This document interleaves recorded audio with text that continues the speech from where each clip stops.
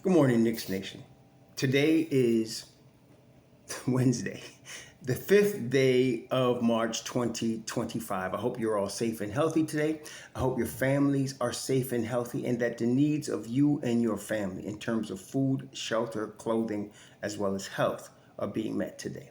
Blessings upon those that work in the healthcare field, along with the first responders who every day are doing their best to save lives.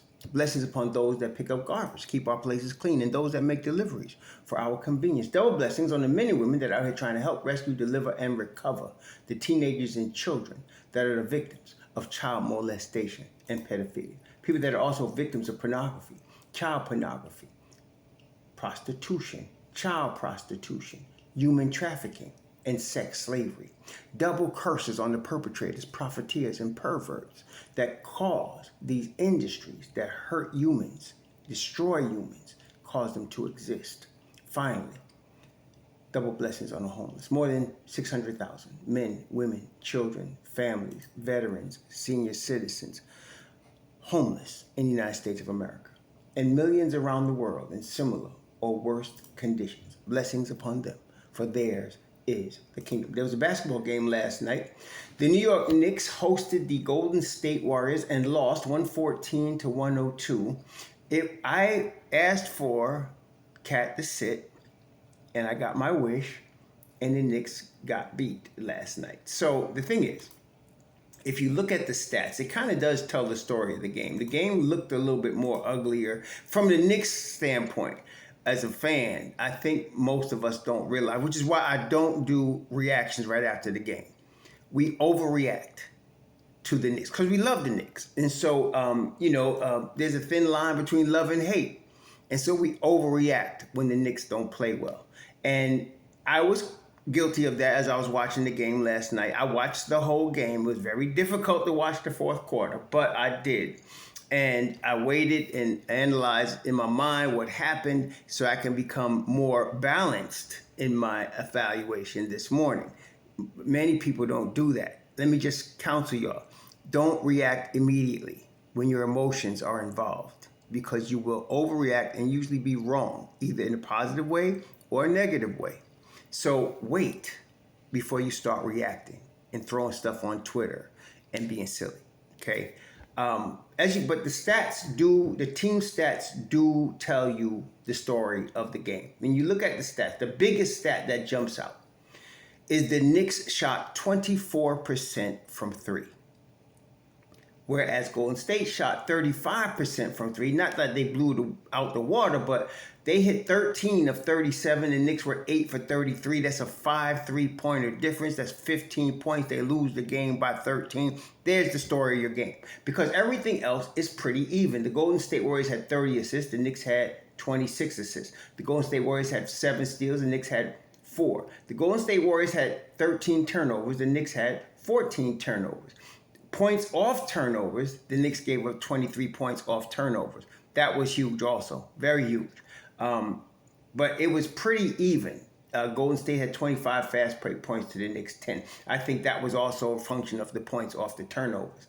So, the foul shooting, they had 19 foul shots, we had 15. We shot 80%, they shot 79%. And even offensive rebounding, we beat them 14 to 9 on the offensive glass.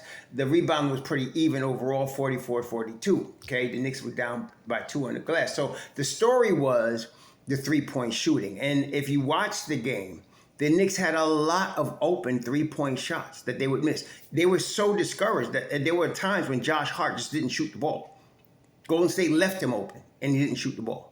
See, that's excellent defense. You leave the guy open to shoot that you want to shoot, not the guys you don't want to shoot. But even Jalen Brunson, only guy that was really playing last night, two-way basketball on a high level for the Knicks was OG Anunoby. He was the only guy. OG was outstanding as usual, and he's continued. He's 11 of 19. He scored 29 points. He was playing great defense as usual. OG hit 4 3-pointers. He was the only guy that was really showing up. I mean, Stephen Curry. Jalen Brunson was 1 for 7 from three. The Knicks really sucked from three last night. Nobody was hitting anything. Brunson was missing, got points, shots in the paint that he would normally hit. There was a lot of that. I don't know what the cause was, but that was a huge part of the game. Missing shots that you get. See, the thing is, in the league, you want your best shooters to take their best shots. I know it sounds simple, but it really is. So you want your best shooters to be in position to get a lot of their best shots. If they're missing those shots, it's very tough to win unless you're playing very high level defense, which they weren't. So there's the problem, okay? And as far as defense, it was Mitchrob. I mean, there was a lot of missed assignments. That's Mitchrob. And I'm not blaming him for the loss. What I'm saying is he is rusty. He is rusty and he's just getting back. If you recall Mitchrob's first 2 or 3 years in the league, that was a problem. He could block shots, but he wasn't calling out defenses. He wasn't calling out movement until the Knicks got DeAndre Jordan. They only had him for half a season. But that half a season, he mentored Mitchell Robinson in how to communicate from the 5 spot. Again, it's a difficult position to learn. So he learned that, and the next year he went to a new level, okay? Last night, he was not doing that, and he admitted it. He was not calling out the defenses. He was not getting people in position. That's all on the 5 guy, okay? And so it showed in Golden State getting way wide open perimeter, missed assignments on defense, and it messed the whole team up, okay? He admitted that, but it's not completely his fault, and I'll tell you why. If you recall yesterday's video, I suggested that Precious start at the 5, and you bring Mitchell Robinson off the bench because that's what Tibbs had been doing, bringing Mitchrob off the bench and bringing in Precious or whoever later, and then having Cat start. Cat was out yesterday, so I felt like he would start Precious Achiuwa and continue to bring Mitchrob slowly, but no, he threw Mitchrob into the deep water, and that's cool right away, and it was like cold water hitting his face. And so it was good in the sense that Mitchrob realizes, listen, let me wake up and get this thing together right quick so that we can play better. They got Golden State again at Golden State in 10 days. Okay, so we're going to see what happens. But this is the thing also that I don't know a lot of y'all understand or not. Steve Kerr is an offensive basketball genius. He's just a basketball genius, to be quite honest with you. Having played on championship teams with both the Bulls and the Spurs, and then having been an executive level guy at Phoenix, he knows basketball. What I'm saying is the offensive off-ball movement that he uses in Golden State is all-time great. It really is, especially when, and I'm not using that as an excuse, it's difficult to guard. They have off-ball movements and pick movements and settings that, and I was watching even like guys like the rookies or the younger dudes picking up, but I knew they get from the offense. And the thing is that having Draymond Green and Steph Curry, who know that system backwards, having won 3 championships with it, it's very difficult to guard. And the thing is, having that system with Stephen Curry, and I'm not even talking about Stephen Curry's ability to shoot, which is ridiculous. He is really ridiculous when it comes to shooting. He doesn't need much room at all. And a lot of times he didn't have any, and he was still splashing threes. But then there were other ones where he was standing at 3-point line with nobody around him. That's like a layup for him.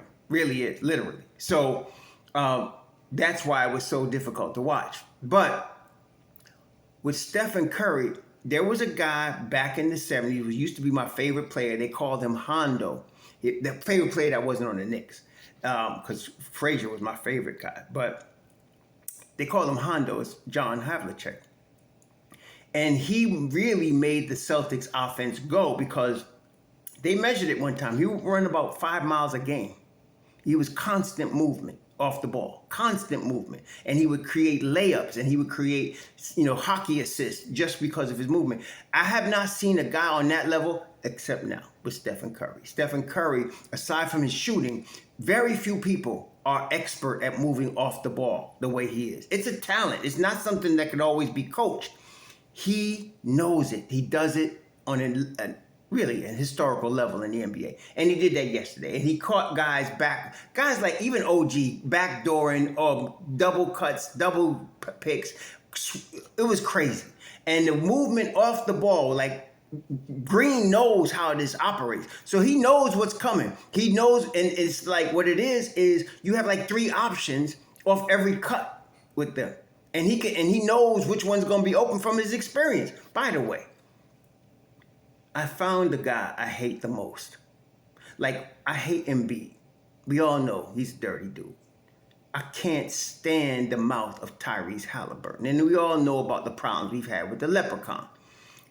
But Draymond Green is the worst. I can't stand him. I was just hoping the Knicks somebody would punch him in the mouth because he talks constantly. First of all, he starts off the game ripping Mitchrob across the eye, if you saw that. The first time Mitchrob got to the foul lines because Green raked him across the eye. That was purposely done, by the way. And then Mitchrob got back at him and caught a foul. But then he cross body blocks Josh Hart. And the thing is that scared me about that, and this is what I hate about dirty players, like Embiid did last year that cost Mitchrob all this season, okay? He cross body blocks Josh Hart. It just so happened that the left thigh of the knee and thigh that caught the brunt of that cross body block was in the air when he administered it to Josh Hart, knocked him off his feet. If that foot was planted, that could have been an ACL right there.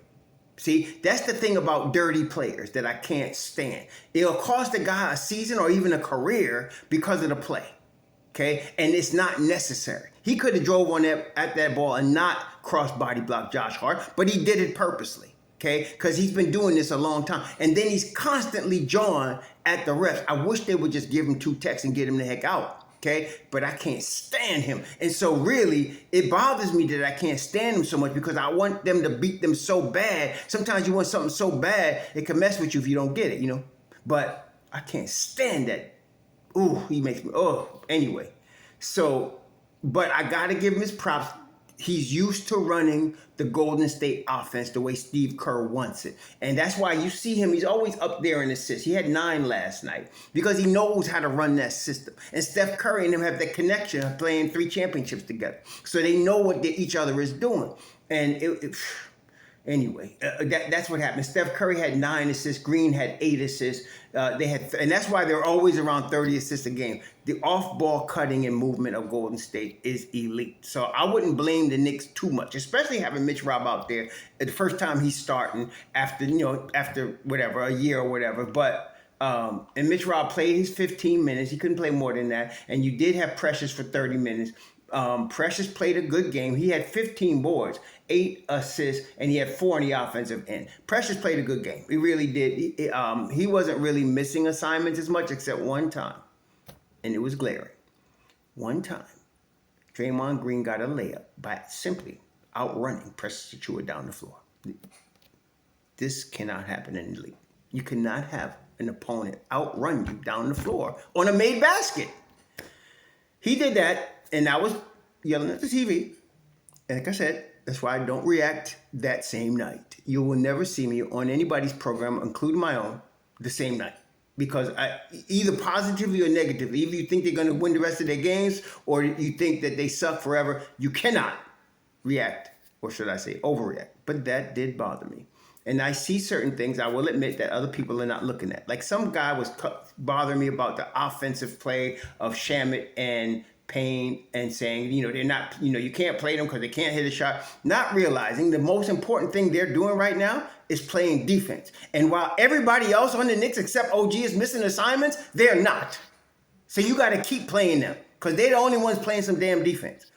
And to miss that drives me crazy. But anyway, so along with Deuce, of course. Deuce is a constant on defense. We could just chalk him in. He's going to lock somebody up. But Deuce is a constant on defense. In fact, he puts so much effort on defense, sometimes his shot is off, which was a problem last night. Deuce shot the ball 2 of 7, 0 of 2 from 3. He was 2 for 2 from the line. But we're used to a highly efficient Deuce offensively. We're spoiled. But the boy is always playing defense on a high level. Matter of fact, he was in there trying to get boards. He actually had a block shot. They didn't credit it to him, but he had a block shot too.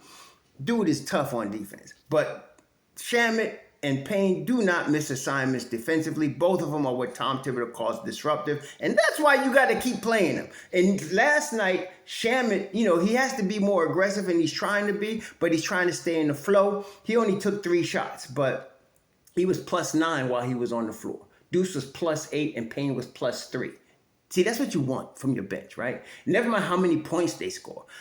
What's the team doing when they're on the floor? Are they 8 points better, as in the case of McBride? Are they 9 points better, as in the case of Shamet? That's what you're looking at, okay? Never mind how many points they score. Is the team better when they're on the floor? And now you can tell us the plus minus. They're 8 points better when McBride is on the floor last night. 9 points better when Shamet is on the floor last night. 3 points better when Payne is on the floor. That's what you want. So when they come off the floor, your team is better by 9 points, 8 points, 3 points. That's what you need in a game like this. Not looking at Josh Hart, -22, Brunson, -15, Mitchell Robinson, -10, OG, -10, Miles Bridges, -21. You don't need that. See, you don't need that. That's the problem. So last night, Mitchell Robinson takes responsibility again. This is the importance of a 5, which is why all of you that was yelling for Hoop Porty to get, all these minutes don't understand this. The center has to call out the defense. Everybody's got their back to the basket. The center has to tell them, go left, go right, double team coming, guys picking. You got to be able to do that at the 5 on a high level, and especially with a team like Golden State where they do these type of movements very quickly, okay, before you get a chance to react. So that is the major thing right there. That's it. Jimmy Butler, I didn't feel like until the 4th quarter, and that's the thing. Here, look at this. First quarter, Knicks up 26-25. Second quarter, they outscore Golden State 29-22. Third quarter, Golden State comes back and outscores the Knicks by 9. It was the 4th quarter where the Knicks lost the game. Okay? And that's where Jimmy Butler, he's a closer type dude, in that, not that he's clutch. What I'm saying is he knows how to make the right basketball IQ move down the stretch to get you that W. I can't stand him either, disruptive fool that he is. But they got over last night. You got to give it to them. They beat the Knicks, but it ain't the end of the world, y'all. So we'll be back. I ain't worried about that. Just give Mitch Rob some time. And I'm glad kind of, Tiz tossed him in there. We got our ass beat. Tim tossed him in there in the deep water last night. The Knicks got to get used to playing with him. He's going to be the 5, and they will. It's just that he's just coming back. You got to remember that, okay? So and again, if it wasn't that he himself was taking responsibility, which he is, he's saying, I messed up. I got to talk more. That's what they mean when they say communication.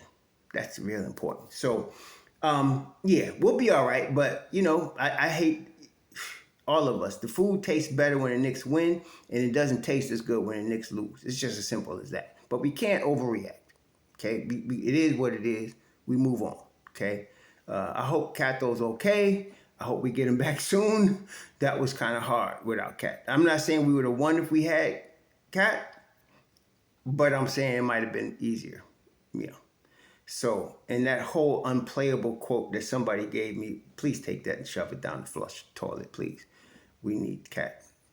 And so, it is what it is. We just got to move on. Next game is the Lakers. So, look at this, man. The Lakers, Luka, Lakers, LA. The triple L is what we got. LA, Luka, Lakers with LeBron.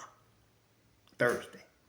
You got to focus on that game. That's not going to be easy. Because, look, the whole Western Conference landscape changed with those 2 moves. Golden State getting Jimmy Butler and the Lakers getting Luka. And of course, as I mentioned, I don't think it's a coincidence the NBA allowed Lakers to get Luka. But anyway, it changed the whole Western Conference landscape. So everything changes or can change in the West except one thing. I mean, they still got one problem. Oklahoma City. It's still the class of the West. So that doesn't change. But now the Lakers are the 2nd seed. Golden State is now the 6th seed. They have a half-game lead over the Minnesota Timberwolves, who also won last night. I'm rooting for the Timberwolves to get into that top 6. Right now, Houston's in trouble because they got a rash of injuries to most. I think 4 of their 5 starters are hurt, which is tough, So I'm looking for Minnesota because our boys are over there. Ragu and Juju to move up. And Golden State's gonna move up. They won. They're 8-2 in their last 10. Okay, they tough. Since they got Butler, they've been 9-1. They're tough. So that changes the landscape in the West, and I'm glad they're over there. We got enough to deal with Boston and Cleveland. So here come the Knicks. We're now 40-21. We still got a 4.5 game lead over Milwaukee in the 3rd seed. Milwaukee's in the 4th seed, and Indiana. So the Knicks are 6-4 in their last 10. We got a tough one coming up in LA though, so they gotta really look at that film and get ready. It is what it is. This is like I said, the triple L Lakers, the 4 L's. Lakers, LeBron, Luka in LA. Y'all enjoy your Wednesday. Don't take it too hard. Chill. We'll be all right. Shalom.